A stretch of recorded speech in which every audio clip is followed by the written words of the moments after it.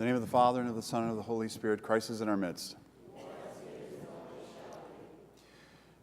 You know, when we think about the person of Christ, and we think about many times just the stories as being sometimes flat stories. Like you just read the story and you say, yeah, Jesus did this, he did that, and it's very plain, it's very simple, it's very cut and dry.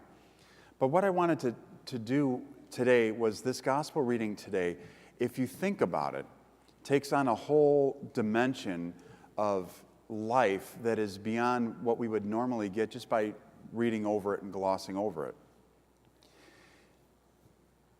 You have Christ going into this town. He's got his disciples and this great crowd with him.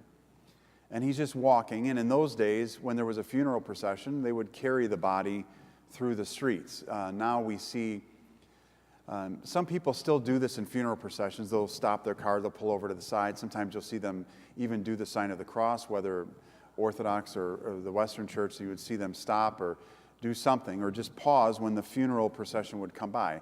Other times in today's day and age, people try and zip through the funeral to get to wherever they're going and try and cut through. So it's not a universal respect for funerals like in the early days. But in the early days, they would walk through the town and everyone would kind of come to a standstill, realizing that someone in this village or this town had passed away. So Christ is walking with this large group with him, and he sees that there's this woman, and on the bier, which was like a flat board, and it was almost like a stretcher. So there'd be people carrying it, just similar to a casket, but figure a casket without sides, just a flat board, and they would carry it, and they would walking through the city, going to the place of burial. So Christ sees this woman, and now this is where I want it to become real for you, is Christ is walking, he's going into this town to preach, to teach, to heal, and he sees the woman, not the boy, but he sees the woman, as we hear about. And he sees, he obviously he realizes this is a funeral, but he looks at the mother and he has compassion on her. Now, this is where a simple word needs some feeling in our heart and some understanding. He sees this mother, the widow, she's a widow already, she's already lost her husband. Her son has just died, who was a young man, obviously probably being able to take care of her and watch over her. And he sees her and he has compassion on her. Now, that one line, has compassion on her, what does that really mean? And you have to think about Christ coming to this city, not knowing, all the different scenarios that he was going to encounter at the moment. But he sees this woman, and her mourning, her sadness, her sorrow grabs him by the heart. Just stops him in his tracks. You just imagine Jesus. This is Jesus we're talking about, coming in, and all of a sudden, boom, stops on a dime because he sees the sorrow in this woman's heart. And it says that he had compassion on her. But what does that really mean, the compassion? To grab God and to stop Christ in his tracks and have him go up to the casket and say, "Don't weep, don't cry. The time for tears is over." And then he grabs the boy and says, "Arise." And then the boy sits up and starts to speak. But you think about what this means. What does this mean to this widow? What does it mean to the church at the time? And what does it mean to us? To the widow, it was a new lease on life for her. As we see in the Gospels, and especially in the book of Acts, the institution of a deacon. So, when you see the deacon, we see him hold his belt up, and we see that, which is really this belt cut in half. But many times we think the deacon is just the one who stands up in church and says the petitions, and that's it. In the early days of the church, the deacon was the one who fed the needy, but also took care of the widows, because the widows had no prospect of surviving. So the church, in the early days, in the institution of the early days of the church, widows, blind, lame, the paralyzed, anyone with any type of disability was sitting on the side of the road. They were cast off because they couldn't afford to do anything. What is a woman going to do, a widow, going to do for income if she can't work, if she can't toil, if she can't take care of things? They became homeless. They became destitute. So in the early days of the church, the apostles said, we need to take care of them. So we're going to have these deacons. And the word deacon in Greek means to serve. So they served the widows, they served the poor, they helped those who were blind because they had no ability for sustenance on their own. Then you look at what does this mean to this widow? It means her life has come back. Not only has her son come back, who probably reminded her of her husband who died, but also her support, her love of her life, her child came back. And her ability to survive and to be taken care of was now brought back to her, given to her in this simple calling of Christ to say, arise, don't weep anymore. The time for you to suffer and cry is over. What does this mean to the church at the time? Well, raising someone from the dead was unheard of, and Christ does this with this young man. He does this with Lazarus, and we see that even the apostles begin to do this miracle of raising from the dead, but not to everyone. Christ didn't go up to everyone and say, you're alive, alive, alive, alive. He doesn't do that. He does it, again, with the daughter of the ruler of the synagogue at the time. So, I mean, there's different times that Christ does it, but he doesn't do it to everyone. But why does he do it to this lady? And why is that so important for us?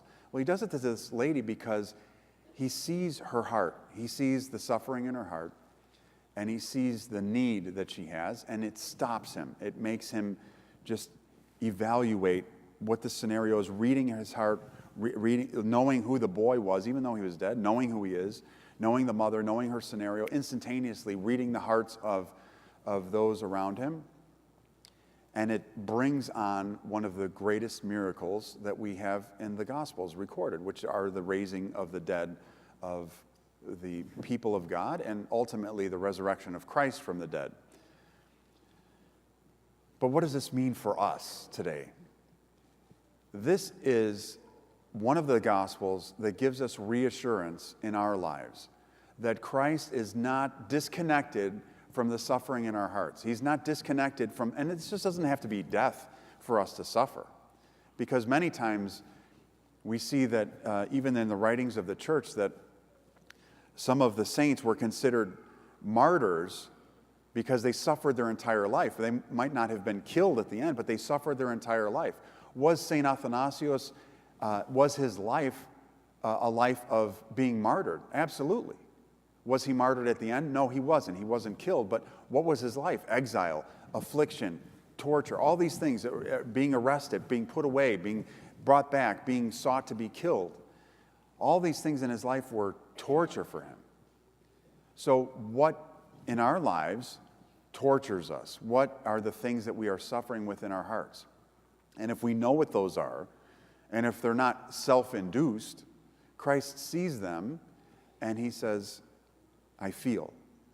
And I'm saying that he says, I feel, because how can he not?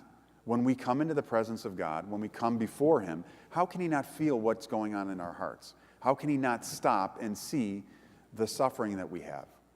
And how does he heal us? Like I said, it's not always going to be with raising someone from the dead, but many times it is the grace of God that comes upon us in different ways. But the point of this is, he does feel. He does love. He does experience what our sufferings are. So in this gospel reading today, it's a reminder to us not to think that the life of Christ was flat and just simple words that we read and we might just blow through.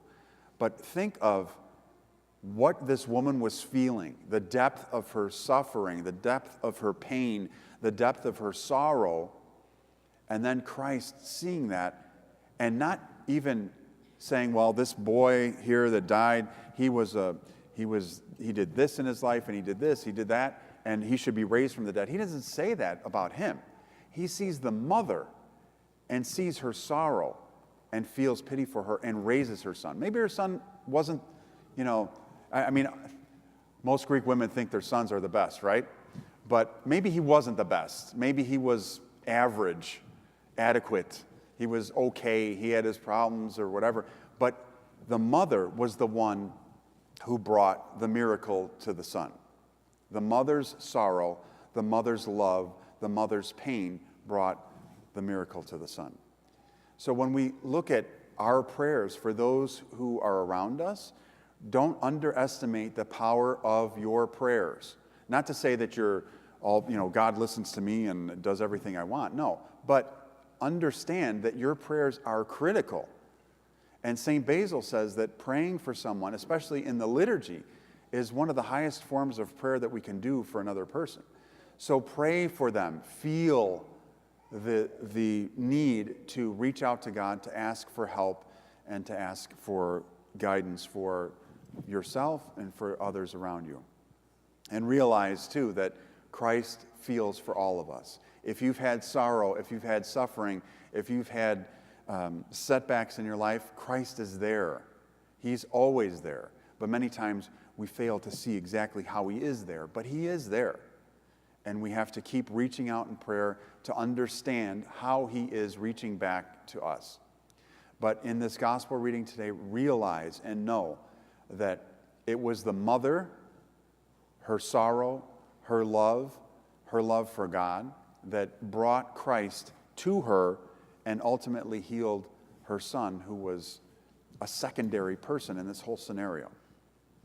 So we see that Christ's greatness of the greatness of God comes by the prayers of others. That's why in the memorial services, we pray all the time. I'm surprised we don't have one today. Usually we do, right? We have memorial services all the time. And that's a good thing, because that is our prayers reaching out to God to supplicate for the one who has died, just like this woman today, prayerfully and sorrowfully supplicated for God's grace to come to her, and it did in the person of Christ. May you continue to reach out in prayer for all those around you and for the sufferings that you feel. Know in your heart that God is there and that he feels and is ready to approach you, seeing the faith of the ones who love God and the ones who reach out to him in prayer. Amen.